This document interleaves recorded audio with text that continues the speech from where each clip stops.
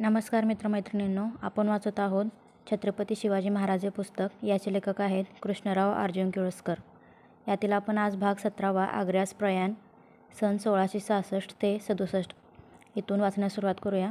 जयसिंगाचा अत्याग्रह पडल्यामुळे व औरंगजेबाचे हे उत्तेजनपर पत्र आल्यावरून महाराजांनी दिल्लीत जाण्याचा ठराव केला.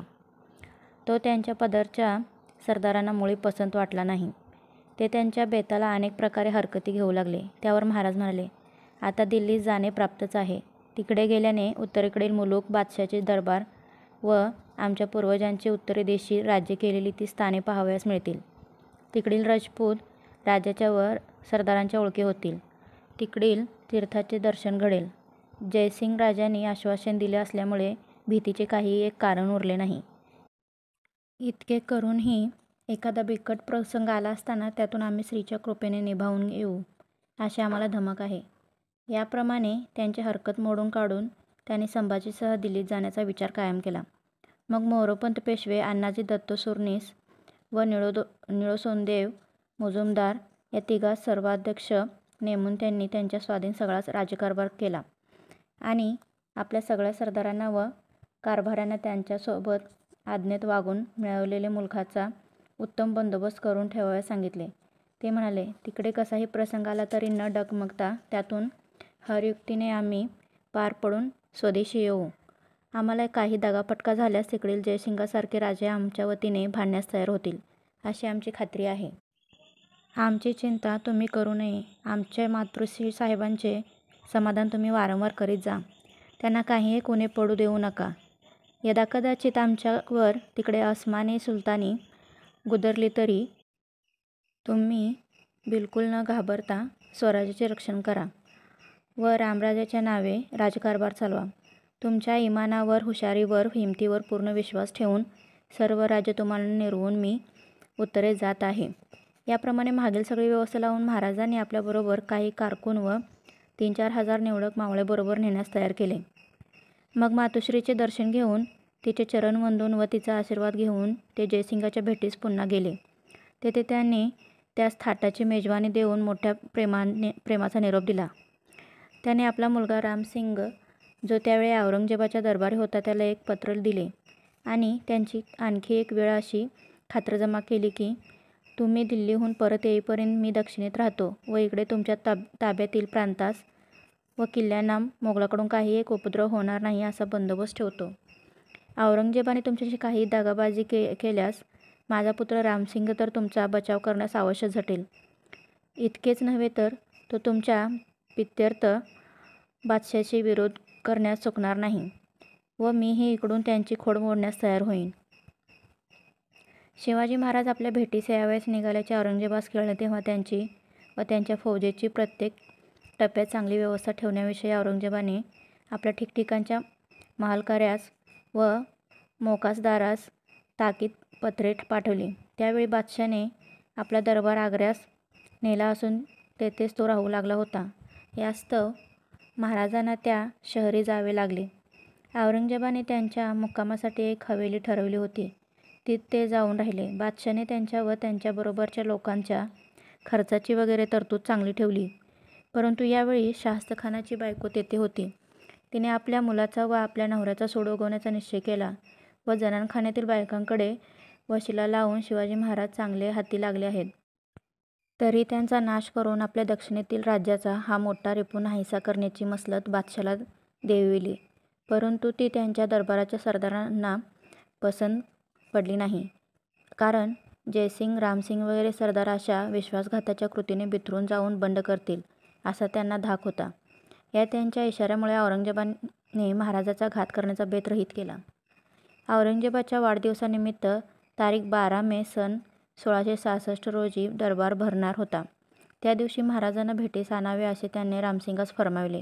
बादशाने त्या दिवशी मोठ्या तरतुदीने दरबार भरविला. मोठमोठ्या इमानी सरदारास व पटांना चांगले सज्ज करून त्या आपल्या तख्ताच्या आसपास नंग्या तलवारीनिशी उभे केले.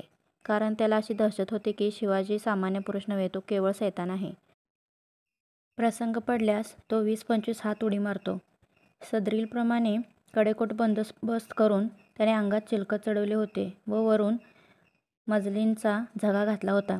आपल्या सिंहासनाजवळ त्याने 5 हत्यारे अगदी तयार ठेवली होती. त्या दिवशी दरबार एकंदर सरदार व शेठ सावकार आले होते. महाराजास पाहण्याची उत्कंठा सर्वांना लागून राहिली होती. महाराज आपल्याबरोबर थोडेसे निवडक लोक घेऊन रामसिंगासमवेत कचेरीस गेले. त्यांनी रीतीप्रमाणे कोर्निसात करून बादशाच्या तख्तापुढे नजराणा ठेवला व त्यांची रामसिंगाने नेहमीच्या रिवाजाप्रमाणे रुजवात केली. बादशाने त्यांना कुशल प्रश्न विचारले. त्यांनी समर्पक उत्तरे दिली. मग त्याने त्यांना उजव्या हाताकडील बाजूस साधारण प्रतीच्या रांगेत जाऊन उभे राहावयास हाताने खूण केली. त्या बाजूने सरदार पंचहजारी होते. त्यात त्यांची गणना केल्याबद्दल महाराजांस राग आला आणि ते तेथे बाकींच्या बरोबर उभे न राहता खाली बसून रामसिंगापाशी कटार मागू लागले. या प्रकाराकडे बादशाचे लक्ष जाऊन त्याने काय गडबड आहे म्हणून विचारले. तेव्हा जवळच्या सरदारांनी महाराजांचे म्हणणे त्याला कळविले. त्याबरोबर बादशाह दचकला. आता हा काय करील कोण जाणे, अशी दहशत वाटून त्याने रामसिंगास हुकूम केला की शिवाजी महाराजांना निरोपाचे वेळ देऊन परत घेऊन जावे. उद्या पुन्हा मुलाखत होईल. यावरून रामसिंगाने महाराजास दरबारातून बिराडी नेले. महाराजास देण्यासाठी बादशाने शिरपाव, जवाहीर व हत्तीही तयार ठेवले होते. ती त्यांना देण्याचे त्या गडबडीत राहून गेले.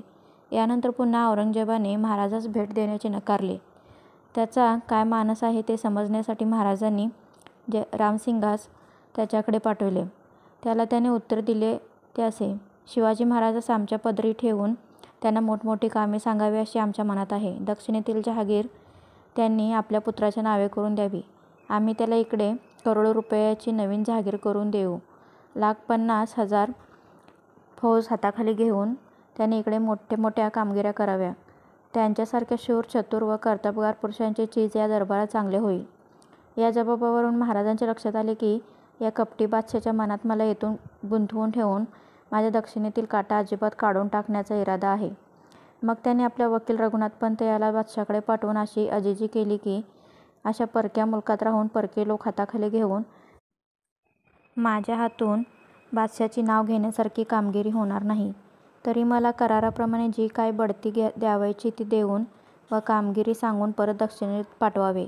रामसिंगाबरोबरही त्यांनी असाच निरोप पाठविला व आपल्याशी केलेला करार मोडणे बरोबर नाही असे त्याला सुचवावयास सांगितले. परंतु त्याचा काही उपयोग झाला नाही. बादशाने त्यांना पुष्कळ लालूच दाखवून आपल्या दरबारी राहण्याविषयी आग्रह केला, पण त्याला ते कबूल झाले नाहीत.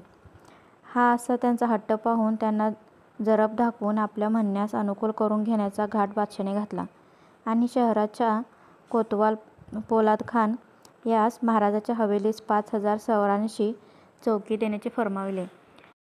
महाराजांस कुठे जाणे येणे झाले तर त्यांच्यावर सक्त पहारा ठेवावा आणि त्यांच्या लोकांना पहाऱ्यावाचून आत बाहेर जाऊ देऊ नये अशी व्यवस्था त्याला करावयास सांगितले. हा आपला कोंडमारा पाहून महाराजांनी रामसिंगाबरोबर बादशाहास सांगून पाठवले की मी बादशाच्या मर्जीप्रमाणे दरबारी राहण्यास तयार आहे. परंतु हे त्यांचे म्हणणे बादशास खरे वाटले नाही.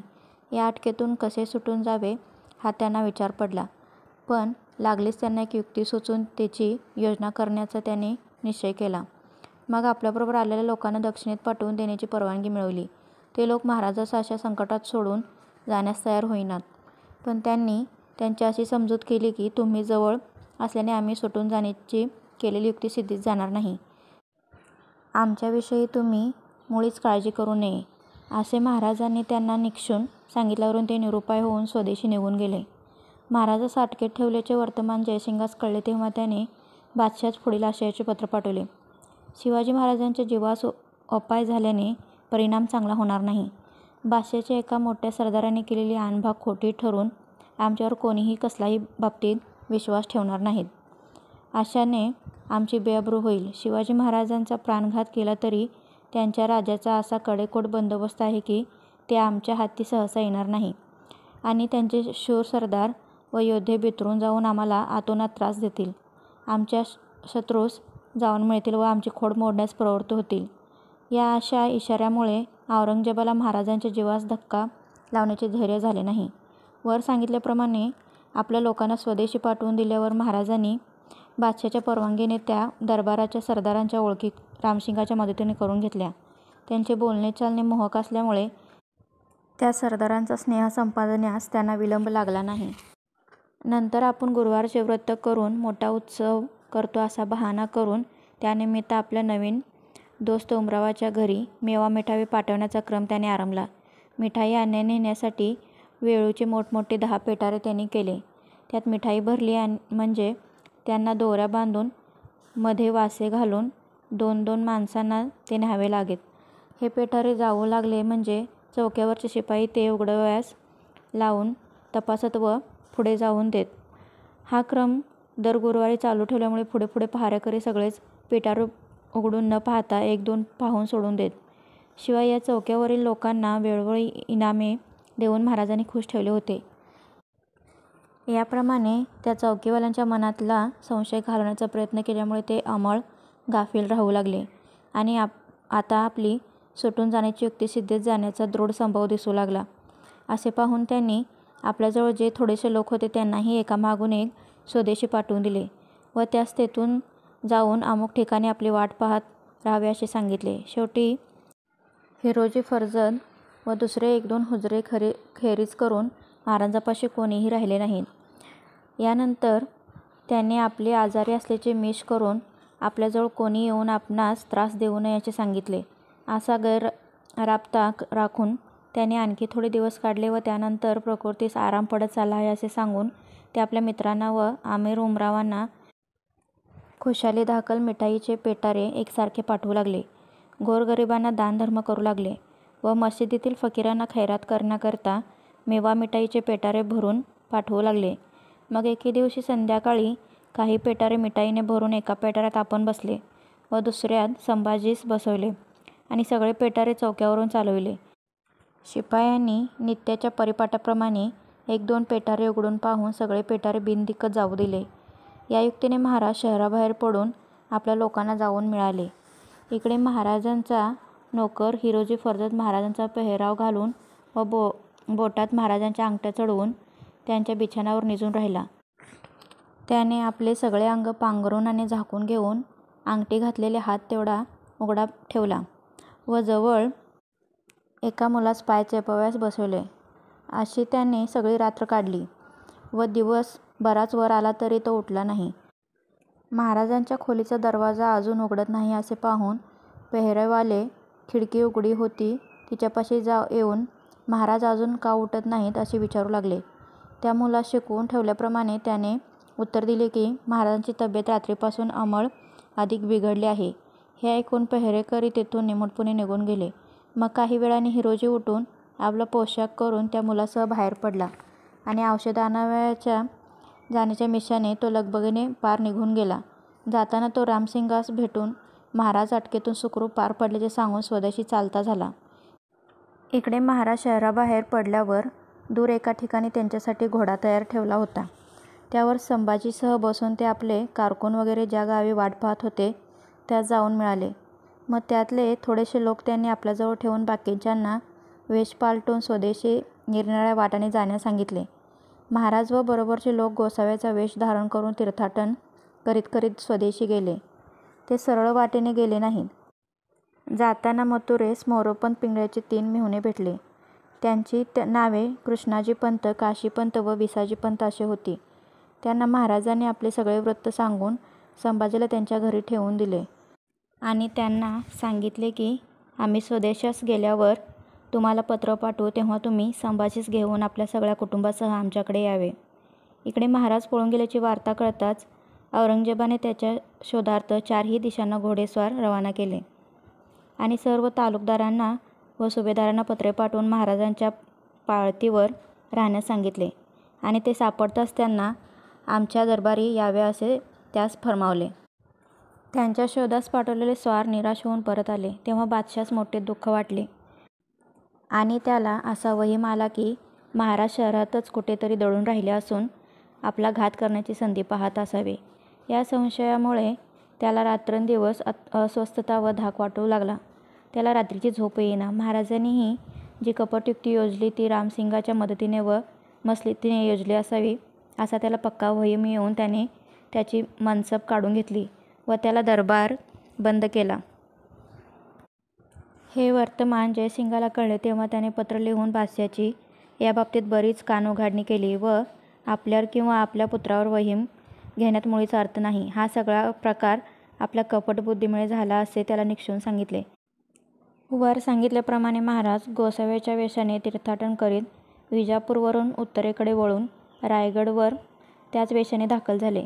स्वराज सोडल्यापासून 9 महिन्यांनी ते परत येऊन मातेच्या दर्शनास एकदम गेले आणि त्यांनी तिच्या चरणावर मस्तक ठेवले. ते गोसाव्याच्या वेशात असल्यामुळे प्रथम त्यांना तिने ओळखले नाही, परंतु लागलीच पटून तिने त्यांना प्रेमालिंगन दिले व प्रेमाश्रूंनी त्यांना न्हाणिले. माताच ती तिच्या आनंदाचा पहारावर नाहीसा झाला. महाराजांचा तो केवळ नवा जन्म झाला असे तिला वाटले. याप्रमाणे प्रथम आपल्या प्रिय मातेचे दर्शन घेऊन मग त्याने आपले सगळे सरदार, कारभारी व मातब्बर लोक यांच्या भेटी घेतल्या. जो तो त्यांच्या दर्शनास येऊ लागला. जिकडे तिकडे आनंद झाला. महाराजांनी मोठा उत्सव करून ब्राह्मणांना पुष्कळ दानधर्म केला. गोरगरिबांना अन्न वस्त्र मुबलक दिले. श्री भवानीचा उत्सव करून तिला मुक्ताफळांचा अभिषेक केला. हत्तीवरून साखर वाटली. सर्व सरदारांना व किल्लेदारांना साखर पाठवली. राज्यातील मोठमोठी देवस्थाने, विद्वान ब्राह्मण, तपस्वी व साधू संत यांना दक्षिणा व शर्करा पाठवली. गडोगडी तोफांची सरबत्ती केली. महाराज परत सुखरूप स्वराज्यात आल्याची वार्ता सर्वत्र पसरून त्यांच्या प्रजांना आनंद झाला. शत्रूच्या चिंतात पुनरपी दहशत उत्पन्न झाली व शिवाजी महाराज केवळ अजिंक्य आहेत, त्यांच्यापुढे कोणाचे काही चालणार नाही, ते आता यवनांच्या सर्व पातशाहीत बुडवितात असे सर्वांना वाटू लागले. त्यांच्या अलौकिक युक्तिमत्तेची व अप्रतिम धैर्याची कीर्ती सर्वत्र अधिकच पसरली. या आनंदभरात महाराज आपल्याबरोबर गेलेल्या लोकांना विसरले नाहीत. ज्यांनी ज्या मनाने श्रमसाहस केले होते त्यांना त्या मानाने इनामे व बढत्या देऊन त्यांनी गौरविले. या संकटमय प्रवासात हिरोजी फर्जंद यांचे सहाय्य अतिशय झाले म्हणून महाराजांनी त्याला पागेवर सरदारी देऊन पालखी व अब्दागिरी दिली. मथुरेस काशीपंताला पत्र पाठवून संभाजीला आणविले आणि तो त्यांचे दुसरे दोघे बंधू यास विश्वासराव हा किताब दिला व आपल्या पदरी चांगल्या आसाम्यात देऊन ठेवल्या. याप्रमाणे महाराज अटकेतून सुटून सुखरूप स्वदेशी परत जाऊन पोचल्याचे ऐकून औरंगजेबास पराकाष्ठेचे दुःख वाटले. ते त्याच्या तावडीतून सुटून गेल्याबद्दल त्याला आमरण खेद वाटत होता असे त्याच्या शेवटच्या मृत्यूपत्रातील उल्लेखातून लक्षात येते. त्यात त्याने येणेप्रमाणे लिहून ठेवले आहे की त्या हरामखोर शिवाजीला माझ्या गाफीलपणामुळे माझ्या हातून सुटून जाता आले आणि त्यामुळे माझ्या सगळ्या मोहिमात मला आमरण अपयश आले. मुसलमानी बखरीत या वेळेची आणखी एक गोष्ट आढळते. ती अशी: औरंगजेबाची एक मोठी बहीण शिकलेली व बहुश्रुत मुलगी होती. तिचे नाव निसा बेगम असे होते. महाराजांच्या एकंदर पराक्रमाच्या व शौर्यवीर्यादी गुणांच्या गोष्टी तिच्या कानी वेळोवेळी गेल्या होत्या आणि आपल्या बापासारख्या बलाढ्य बादशाहाशीही टक्कर देऊन विजय संपादणारा हा वीर मोठ्या योग्यतेचा आहे असे तिच्या मनाने घेतले होते. महाराज औरंगजेबाच्या दरबारात गेले तेव्हा त्यांना पाहण्यासाठी जनानखान्यातल्या बायका पडद्याआड बसल्या होत्या. त्यामध्ये ही निसा बेगम होती आणि त्यांचे ते तेज, स्वाभिमान वगैरे पाहून ती मोहित झाली आणि विवाह करावयाचा तर याच प्रौढ प्रतापवीराशी करावयाचा, नाहीतर आमरण विवाहित राहावयाचे असे तिने निर्धार केला. हे असे तिचे प्रेम आपल्यावर जडल्याचे महाराजांना कळले होते. कोणी तिच्या वतीने त्यांच्याशी असे बोलणे केले की तुम्ही मुसलमानी धर्माचा स्वीकार कराल तर शहजादी निसा बेगम तुमच्याशी विवाह करण्यास तयार आहे. ही गोष्ट अर्थात महाराजांना बिलकुल पसंत वाटली नाही. अशा मोठ्या बादशाहाच्या जावई होऊन राहण्यापेक्षा स्वधर्म व स्वजाती ही त्यांना विशेष प्रिय वाटली. नुसत्या राजतृष्णेनेच ते प्रोत्साहित झाले असते तर हा संबंध जुळवून ते कदाचित नर्मदा नदीच्या पलीकडे एकंदर दक्षिणेचे पातशाह होऊन राहिले असते. परंतु राजतृष्णा व विषयवासना यापेक्षा स्वातंत्र्यप्राप्ती, स्वधर्माभिमान व स्वकुलाभिमान या वृत्ती त्यांच्या ठायी प्रबल होत्या. असे सांगतात की ही बेगम स्वनिर्धाराप्रमाणे आमरण विवाहित राहिली. पुढे ती आपल्या पित्याबरोबर महाराष्ट्रात आली आणि तेथेच तिचा 1702 साली ब्रह्मपुरी येथे स्वपित्याच्या छावणीत अंत झाला. तिचा देह जेथे दफन केला तिथे औरंगजेबाने एक सुंदर कबर बांधून त्या गावास बेगमपूर असे नाव दिले. या बेगमेच्या हृदयात महाराजांविषयी शेवटपर्यंत केवढी आदरबुद्धी वसत होती याचा एक ऐतिहासिक दाखला आहे. तो असा, औरंगजेबाने पुढे संभाजीस ठार मारून त्याच्या बायको मुलांना रायगडावरून कैद करून आणले होते. या बेगमने संभाजीच्या लहान मुलास आपल्याकडे मागून घेतले आणि त्याचे मोठ्या प्रेमाने लालनपालन केले. हाच मुलगा पुढे शाहू राजा झाला.